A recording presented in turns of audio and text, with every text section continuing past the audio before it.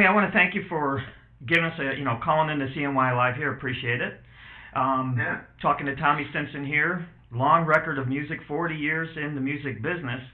My first real quick question is what brought you to music? I believe it was at age 12 you started playing with somebody there. My brother came home from, being in a, juvenile detention place in, southern Minnesota for a while. And he brought back a friend of his, and, they were playing guitars together, and he wanted a bass player, and he saw me messing around with his bass one day. I picked it up, and he showed me how to play it, and that was kind of how I got looped into this crap. Did you, as you started playing music, or even prior to that, do you have do you have somebody that was really an inspiration to you, whether it be another musician, family member, whatever? No, I don't. Bob was the only one that came home from where he was at and showed me how to play. He's the only one in our family that really had any sort of musical influence on me at that time. It wasn't until a little bit later that my older sister Lonnie turned me on to different kinds of music. Like, she was really into sort of the late 70s, Prince and, Time and, Cat Band, all that kind of stuff. She was into kind of the disco and dance music for a while, and turned me onto a lot of that kind of stuff, after I started learning how to play bass and stuff a little bit. Sure. So with let's just stick with the Replacements for a second and just say, what would you say your high point of that career with the Replacements was? Boy, that's a hot question. Don't even really know how to answer that. I mean, we had many peaks and valleys, and they came hand in hand. For every peak, there was a valley or two, maybe three, even on a bad year. But there were many of them. I think playing SNL was pretty monumental. That was an interesting, time period where my brother was still in the band, and although we were kind of at the height of our game, we were also at the end of our game with Bob, and that was kind of a crazy period. That Live at Maxwell's was a testament to that. Other than that, I mean, I think opening up, for Keith Richards at Madison Square Garden that was a pretty good period. No kidding. I mean, it's like, wow, we're playing Madison Square Garden with Keith Richards and hanging out with the expensive winos. I mean, that was pretty cool. That has to be. So, what was you changed from the Replacements, moved on to Guns N' Roses. Was that like a really big change? Personality-wise, music and everything like that. Like, how that go easy? You have to work hard. It was a total different thing, and I greeted it with open arms. I mean, at the time when that gig came up, I'd been trying to toe my own line for so long, and kind of getting beaten down. Like I'd gotten out of my Warner Brothers contract from Fashion Pop Records because they just weren't working with me at all, and then I started another band, Perfect, and the record company that we got signed to got picked up by Regency Films, and that turned into a whole nightmare. So by the time I joined Guns N' Roses, I was like, man, I just want to play and maybe just play bass with somebody and just not have to sit there and do it on my own and kind of regroup for a bit.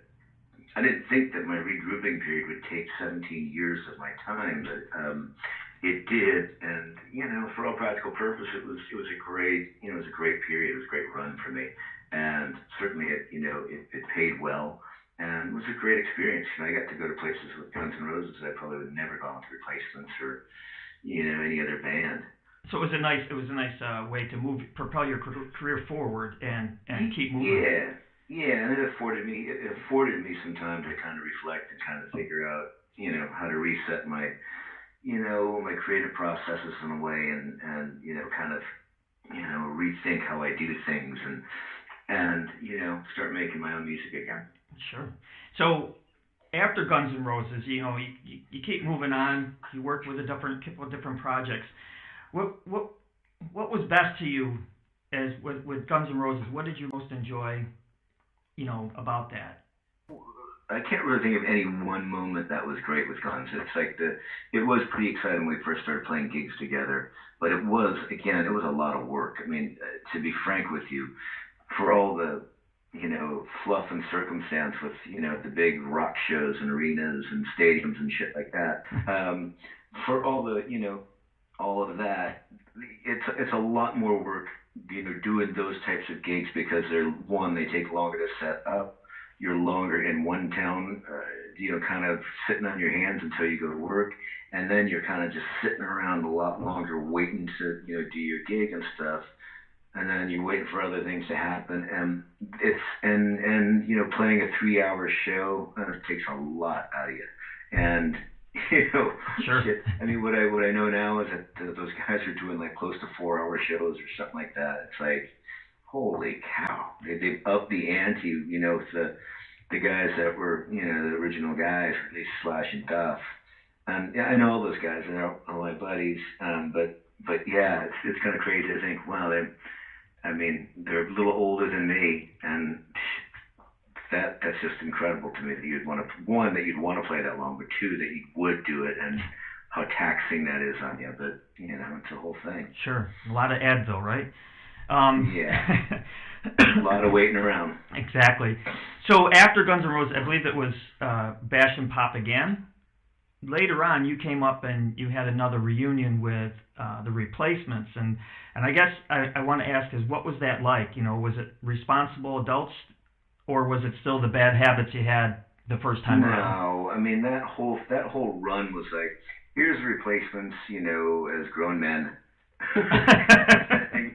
And I mean, we still have the fire. We still have the fire in the belly. Although I haven't talked to Paul in a while. I don't know what he's got going on, but we greeted it with open arms. It was like people wanted to hear us. It was going to make them happy to see us play together again and hear those songs. And it came with sort of an unprecedented flurry of excitement.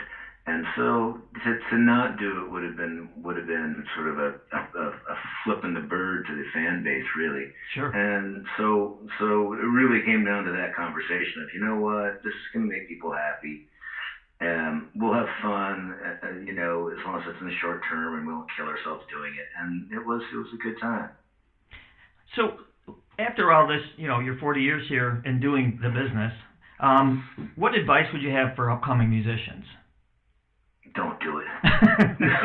No. God, I hear that all the time. No.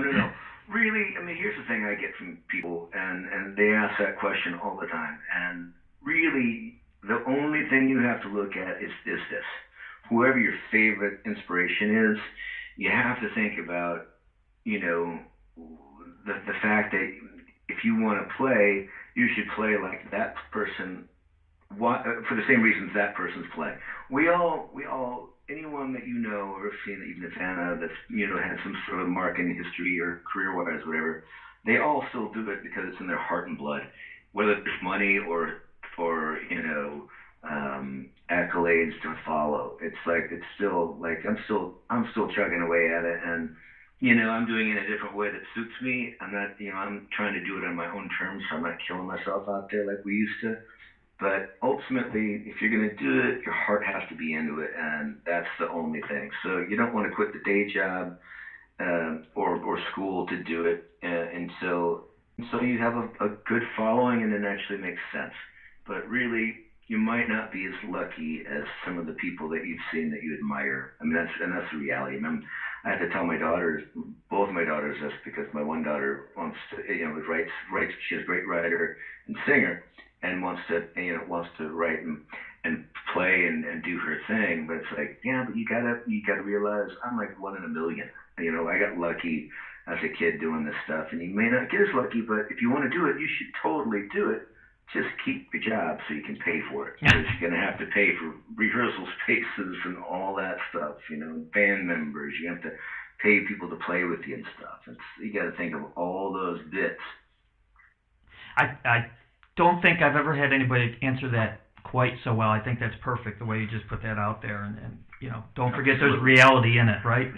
There's totally reality, and for all practical purposes, it is work. There's no getting around the fact that all the, for all the tweets and Instagrams and, you know, magazine coverage, you're thinking that people are on and how glamorous it looks. It is not glamorous. It's work. It's a real job. It's a real thing.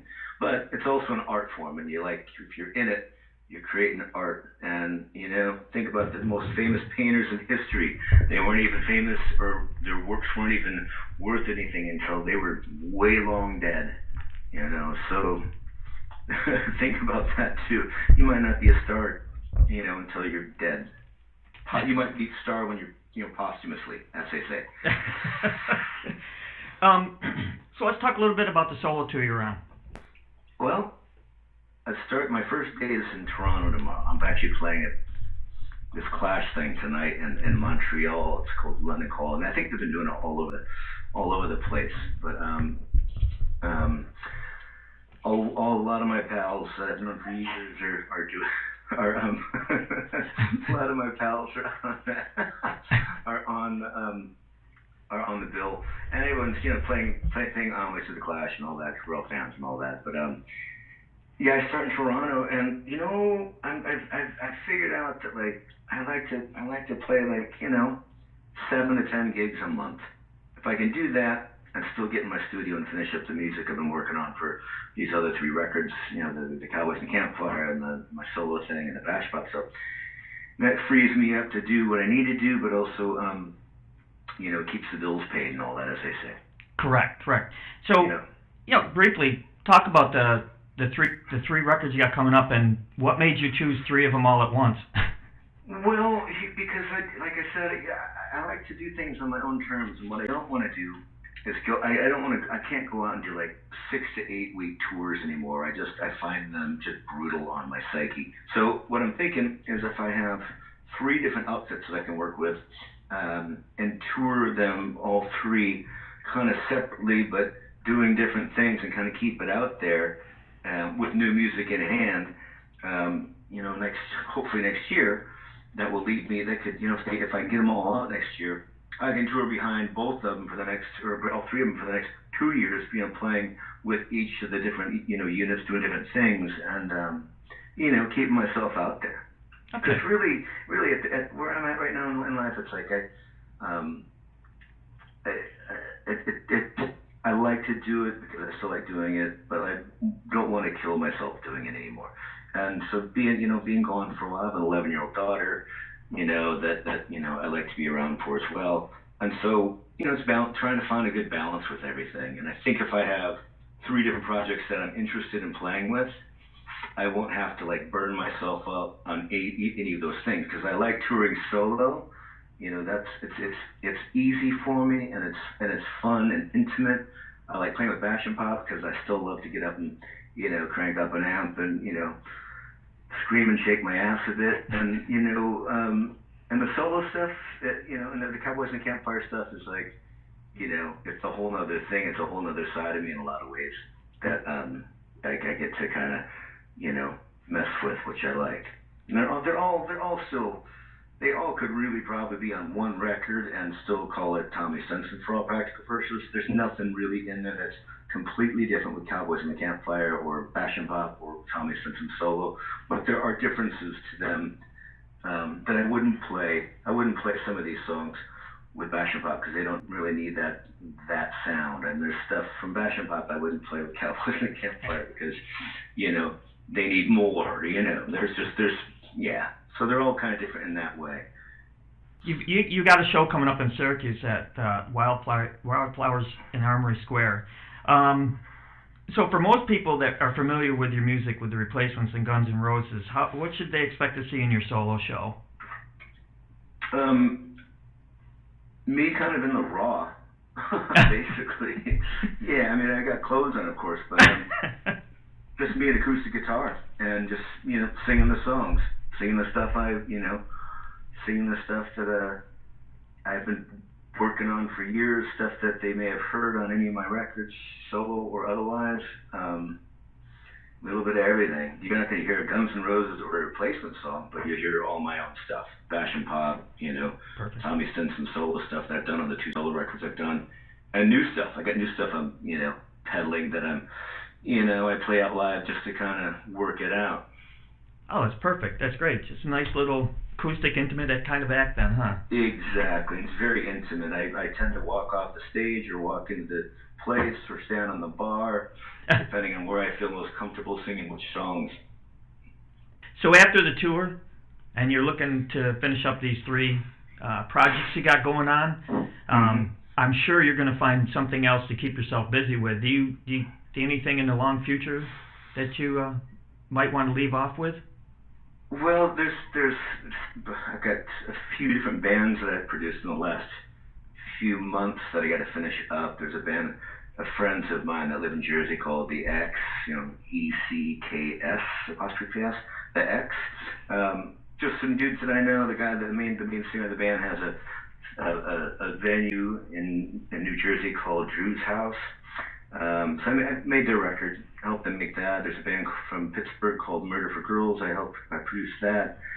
I produced a band called Candy Ambulance, who's out there now pounding the pavement. And that's the stuff that I on the side, that's the kind of fun stuff I like to do. Is like produce other bands and kind of get inspired by other people's music and stuff that they got going on that kind of helps drive the engine, if you know what I mean, or fuel the engine. That's very cool. That's very cool. Yeah. You have a show today, though, don't you? Yeah, that's the London Calling thing with in Montreal at the I can't remember the I think the Corona Theater, something like that. I'm kind of an add-on to this one. Yeah, are you looking forward to it? Yeah, no, it's fun. It's all these guys I know, Alejandro Escovedo and Jesse Mallon, and John Castor's my manager, and he's in the band that's playing last. What are they called again? The Asexuals. They're just high school band. And then they had kind of a thing up here before he was in the Doughboys. But it's just a bunch of cats that I've known forever, and it's just kind of fun. They flew me up here to do this thing to start my little run. Very cool. Very cool indeed. Tommy, I appreciate your time today, and I thank you for talking to us on CNY Live. We look forward to December 12th at the Wildflower, although you do have a lot of other shows going on. People should check your website out. TommyStinson.com, correct? That's it. And where can they pick up any of your music from? iTunes or my website will have directions for all that. And I sell stuff at the gigs, whatever I've gotten left over from whatever's left over by the time I get there. Cool, very cool. I look forward to meeting you, and I hope you have a great tour, sir. Cool. So I'll see you in Syracuse, yeah? Yeah. We're looking forward to it, man. Well, come